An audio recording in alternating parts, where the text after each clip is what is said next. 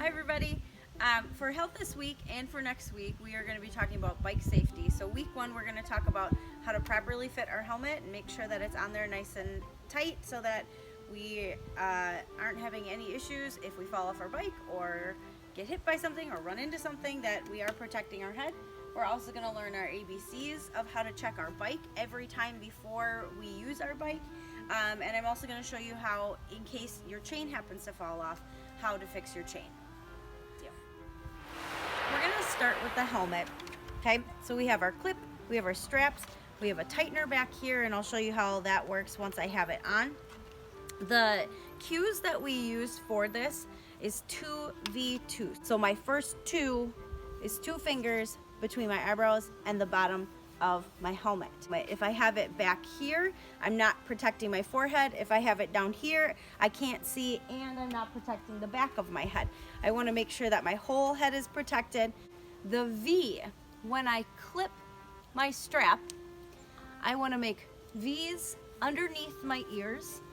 These straps just kind of help balance the rest of the helmet. So I want to have these little clasps right under my ears, making these V's. Okay, so there's the V. So I have my 2 V. My second 2 is I should only be able to fit about 2 fingers between my chin and my strap, so I can easily open my mouth so that in case I have to shout something because there's a car, or I need to tell someone that I'm riding with that, like, maybe there's gravel ahead or that there's a car pulling out of a driveway, I'm able to talk. If it's too tight, super uncomfortable, and you won't be able to say much. Okay, so I want to show you really quick how to adjust your strap. Number one, if it has this little rubber band thing, get that out of the way because sometimes it gets caught. When I want to tighten it and make it closer, I want to take the end that's attached to my helmet and push that through to move my buckle closer to make it tighter. If I want to loosen it, I'm going to do the opposite. I am going to take the end that's hanging out here like a tail, push that back through, and then it brings it back past there and it makes it further away in case it's too tight. If you need to tighten it, again, the end that's attached to the helmet, feed it through, make the tail longer. If you need to make it more loose, make the tail shorter, feed it through, and my tail's shorter. The last thing I'm going to do is shake my head. If I find that my helmet is wobbling all over and I think I can tighten it, most helmets have this little ratchet wheel in the back. I can tighten that and it pulls this whole area and just makes it tighter. That helmet's not going anywhere now. So again, I have 2 V, 2, and then I shake. Is that we're gonna do our ABCs, and it's just a really quick check of your bike, and you should do it every time before you ride because you want to make sure that if something is wrong, or maybe you don't have enough air in your tires, that you can fix that before you leave your house instead of discovering it when you're a few miles away from your house. Okay, so ABCs. A is for air, so you always want to check your tires. You're gonna give them a squeeze. If you can easily press in, you're gonna wanna put more air in there.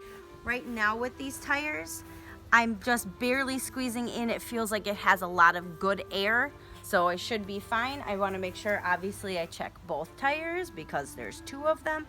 That feels pretty good too. If I need to put air in, so I take off my cap, I keep it, make sure you don't lose that. Okay, then I'm going to attach I'm gonna go this way, attach my bike pump, or the tire pump, lock it in place, and then for however many pumps it might take, I want to keep checking. Oh, this does need air now. Keep giving it some squeezes. Ooh, that's starting to feel better.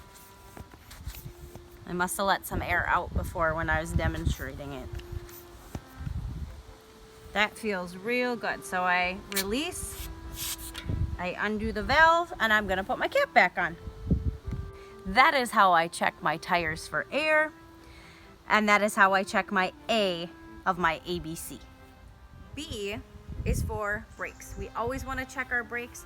Both of our brakes up here. My right brake stops my back wheel, and my left brake starts my front wheel. I want to use my right brake more than my left, because stopping with just my left and my front tire can make me go whee and fly over the handlebars. Okay, so utilizing the right more than the left is a good idea. Now, in order to check my brakes, I'm going to stand over it, squeeze both brakes, and right now my wheels are not turning at all, and I'm rocking it back and forth. If my wheels are easily able to move back and forth even when I'm squeezing them really tight, you want to get those brakes tightened. You don't want to be going down a tall hill and not be able to have your brakes, or not be able to stop suddenly if a car pulls out in front of you, because the car will win. So checking your brakes, squeeze nice and tight, stand over and rock it back and forth. If your tires don't move, you are good to go. So C is our chain, okay, or our crank, which is this whole system with my pedals, with the chain, with this whole crank system. We want to make sure that it moves nice and smooth. The most common reason that chains fall off or things happen to them is because when we change our gears, which are up here by my handlebars, not all bikes have this, but a lot of bikes do. The reason a chain falls off is because you have to keep pedaling when you change your gears. And if you don't pedal while you change your gears, your chain might fall off, or something goofy might happen. It might catch you, might fall. Not good. So we want to make sure that our chain runs nice and smooth. So when I check that, I'm going to lift so my kickstand isn't in the way, lift the seat, and I'm going to rotate it forward. It sounds nice and smooth, and it's caught on the teeth. I can check my brake too. Perfect. And then my chain is on there, so I can do it this way too. My chain's rotating around nice and smooth. Perfect. My chain is ready to go. So if your chain falls off, let's say that you changed your gears and you didn't pedal while you changed your gears, and your chain fell off, or maybe you went off some big crazy jump and it just happened to come loose, okay? On bikes like this that have the different gears that you can switch to, it's actually pretty simple. If it gets caught, it makes it harder, but it's pretty simple. So I have this little, I don't know, we'll call it extra arm or leg, because it kind of reminds me of like an elbow. So I bring this forward. That helps loosen this area so I can shift it to wherever I need to on my crank over here with all of these teeth. Okay, that's Jack's. Oops, that's my and phone. There's Cricket's. Okay, so I have lots of extra space here that I can manipulate my chain to go where I need it to over here.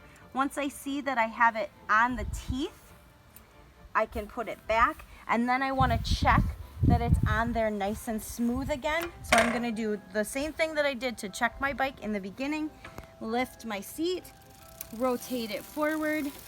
It might make some clanking sounds, but for the most part, it'll get back on there nice and smooth. So that's how you check your helmet to make sure that your helmet fits. That is how you do your quick ABCs: air, brakes, chain, and crank. And that is how you put your chain back on if it falls off.